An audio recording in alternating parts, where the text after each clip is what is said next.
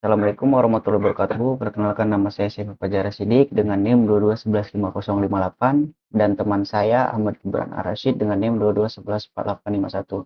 Pada kesempatan kali ini kami akan mempresentasikan sebuah proyek kami yang berjudul implementasi machine learning untuk prediksi kadar hemoglobin pada dataset anemia.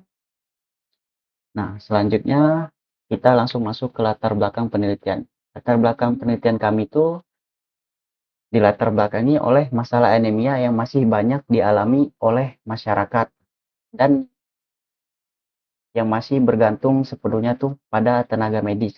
Nah, jadi poin pertama tuh definisi anemia. Apa sih anemia itu? Anemia itu adalah merupakan kondisi ketika tubuh tuh kekurangan sel darah merah sehat atau memiliki kadar hemoglobin di bawah batas normal. Jadi hemoglobin itu berfungsi membawa oksigen ke seluruh tubuh. Kadar hemoglobin yang rendah dapat menyebabkan seorang tuh merasa lelah, pusing, dan mengalami penurunan kemampuan dalam melakukan aktivitas. Untuk poin kedua, dampak global. Nah, jadi dampak globalnya tuh anemia tuh masih menjadi masalah kesehatan global. Kondisinya tuh masih sering ditemukan pada anak-anak, perempuan, ibu hamil, dan terutama tuh di negara-negara berkembang. Nah, WHO tuh mencatat 1,62 miliar orang di seluruh dunia tuh menderita anemia. Nah, untuk poin ketiga, keterbatasan diagnosis konvensional. Nah, diagnosis anemia umumnya dilakukan melalui pemeriksaan darah di laboratorium. Pemeriksaan tersebut tetap menjadi metode utama karena memberikan hasil yang lebih akurat. Namun prosesnya tuh membutuhkan fasilitas laboratorium, waktu, biaya, dan tenaga medis untuk membaca hasil pemeriksaan. Untuk poin keempat, solusi machine learning.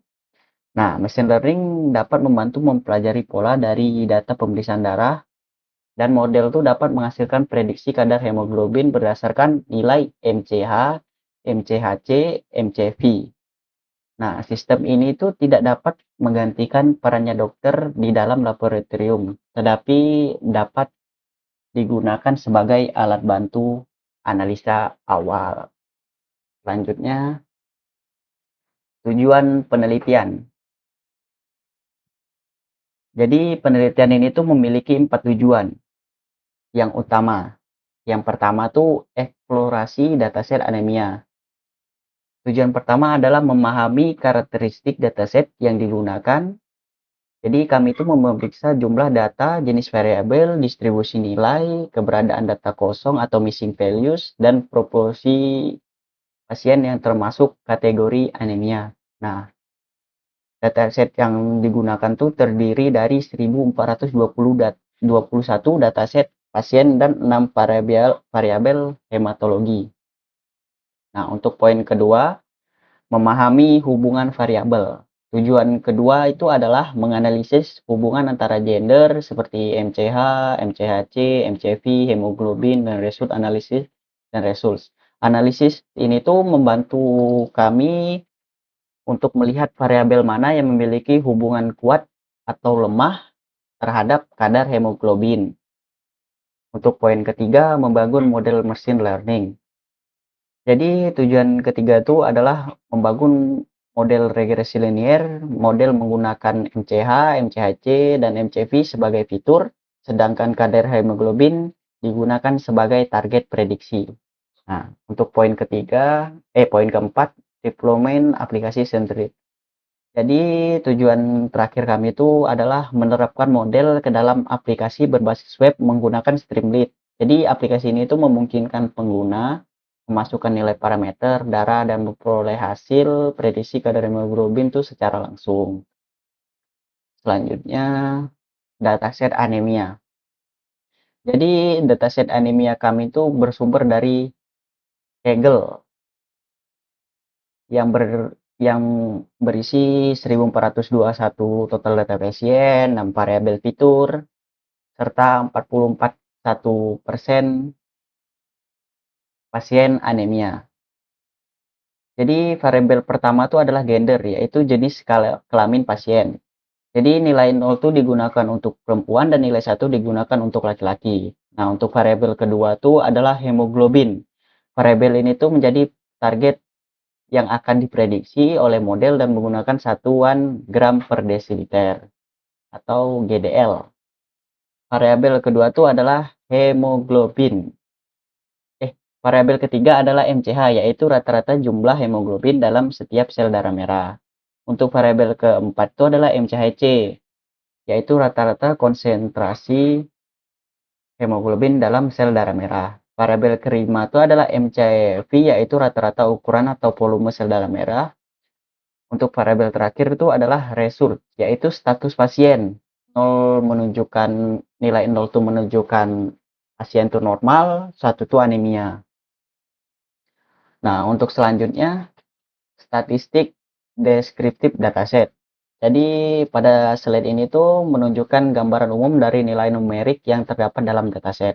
Nah, total data yang digunakan adalah 1421 observasi, nilai rata-rata hemoglobin sebesar 13,43 gram desiliter dengan standar deviasi 2,03 GDL, nilai minimum hemoglobin adalah 6,46 GDL, sedangkan nilai maksimum itu mencapai 18,12 GDL. Nah, nilai hemoglobin sebesar 13,35 GDL ini tuh nilai median yang dekat dengan rata-rata, menunjukkan bahwa distribusi data hemoglobin relatif seimbang.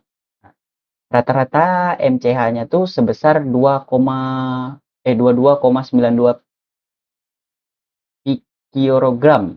Rata-rata MCH sebesar 30,23 GDL, sementara itu rata-rata MCV itu sebesar 8,51 femtoliter.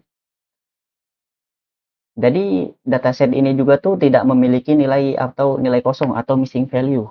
Jadi kondisi ini tuh mempermudah proses analisis karena kami tidak perlu melakukan pengisian nilai yang hilang. Nah, untuk slide selanjutnya, visualisasi distribusi data.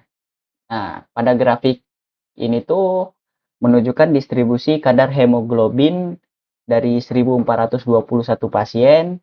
Sebagian besar nilai hemoglobin berada pada rentang 12 sampai 16 GDL. Puncak distribusi itu berada di sekitar nilai rata-rata, yaitu 13,43 GDL. Jadi standar deviasinya tuh sebesar 2,03 GDL, menunjukkan adanya variasi nilai pada hemoglobin antar pasien. Nilai terendahnya tuh berada pada 6,46 GDL dan nilai tertinggi itu mencapai 18,12 GDL. Distribusi data itu terlihat mendekati normal. Jadi hal tersebut tuh dapat dilihat dari posisi nilai rata-rata median yang hampir sama. Kenapa visualisasi ini penting tuh karena memperlihatkan bahwa nilai hemoglobin memiliki rentang yang cukup luas. Model prediksi yang baik harusnya dapat mengikuti variasi tersebut. Ketika hasil model diuji, prediksi yang dihasilkan ternyata hanya berada di sekitar nilai rata-rata. Artinya model tuh belum mampu mengikuti seluruh variasi hemoglobin dalam data aktual. Untuk slide selanjutnya, korelasi antar variabel.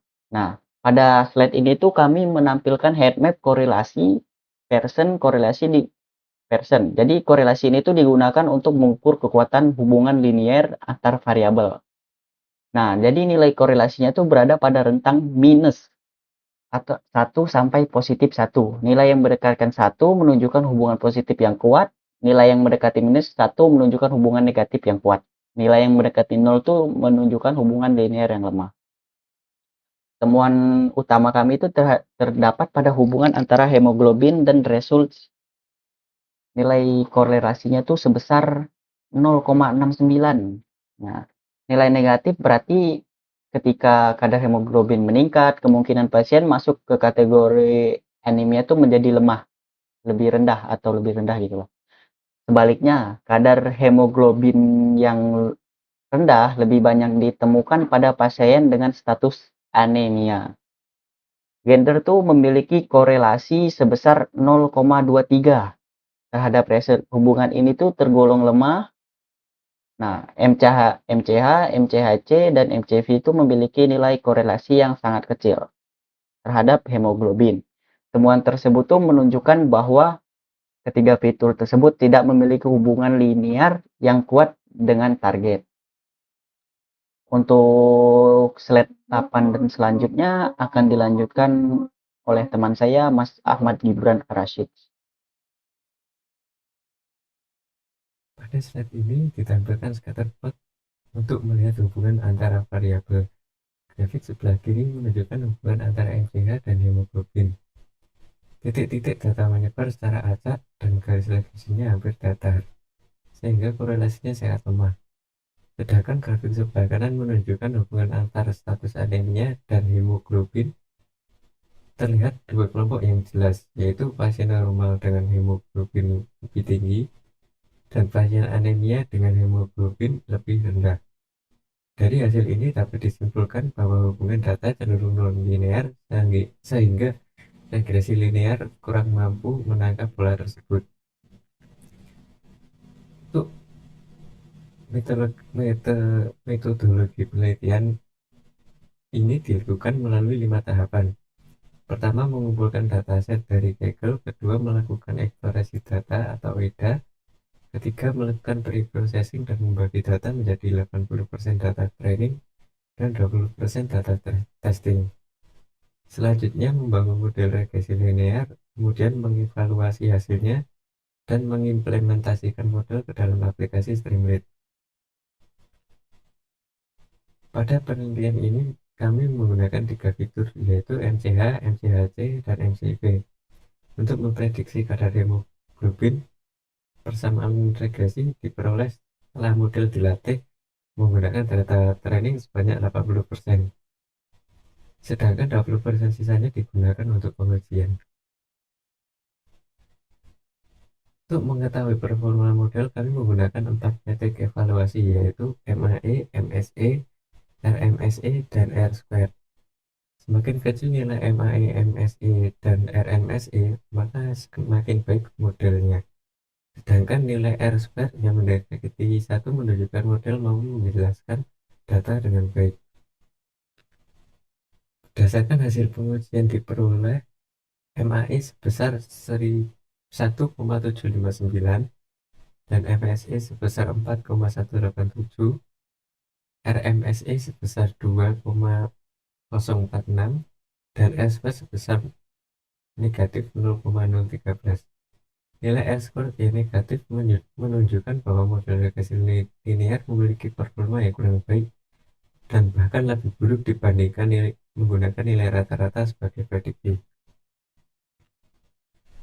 Dari hasil evaluasi dapat disimpulkan bahwa model belum mampu memprediksi kadar hemoglobin secara akurat.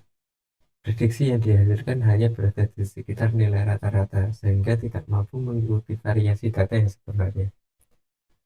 Hal ini terjadi karena hubungan antar variabel bersifat non-linear. Oleh karena itu, kami membandingkan regresi linear dengan beberapa algoritma lain. Algoritma seperti random forest dan XGBoost lebih direkomendasikan karena mampu menangani hubungan non-linear dan biasanya memberikan akurasi yang lebih tinggi dibandingkan regresi linear. Kesimpulan dari penelitian ini adalah data yang digunakan memiliki kualitas yang baik dan tidak memiliki missing value. Namun, regresi linear belum efektif untuk memprediksi kadar hemoglobin karena menghasilkan nilai R-squared sebesar negatif 0,013. Oleh sebab itu, diperlukan algoritma yang lebih sesuai dengan karakteristik data. Rekomendasi untuk penelitian selanjutnya, kami merekomendasikan penggunaan algoritma nonlinear seperti random forest atau XGBoost, menambahkan fitur list yang lebih lengkap menggunakan cross validation serta melakukan feature engineering agar performa model dapat meningkat. Untuk kontribusi penelitian ini memberikan gambaran mengenai karakteristik dataset anemia, menunjukkan keterbatasan regresi linear dalam memprediksi hemoglobin, serta menghasilkan aplikasi berbasis Streamlit dan repository GitHub sebagai bukti implementasi yang dapat dikembangkan lebih lanjut. Demikian presentasi dari kelompok kami. Terima kasih atas perhatiannya. Wassalamualaikum warahmatullahi wabarakatuh.